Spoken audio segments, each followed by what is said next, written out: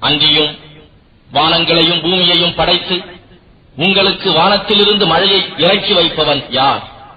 பின்னர் அதைக் கொண்டு செழிப்பான தோட்டங்களை நாம் முளைக்கச் செய்கிறோம். அதன் மரங்களை முளைக்கச் செய்வது உங்களால் முடியாது. அவ்வாறு இருக்க அல்லாஹுவுடன் வேறு நாயன் இருக்கின்றானா? இல்லை. ஆயினும் அவர்கள் தம் கற்பனை தெய்வங்களை அல்லாஹுவுக்கு சமமாக்கும் மக்களாகவே இருக்கிறார்கள்.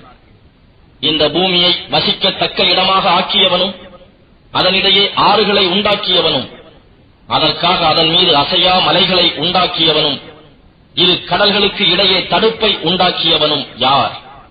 அல்லாஹுவுடன் வேறு நாயன் இருக்கின்றானா? இல்லை. எனினும் அவர்களில் பெரும்பாலோர் அறியாதவர்களாக இருக்கின்றனர்.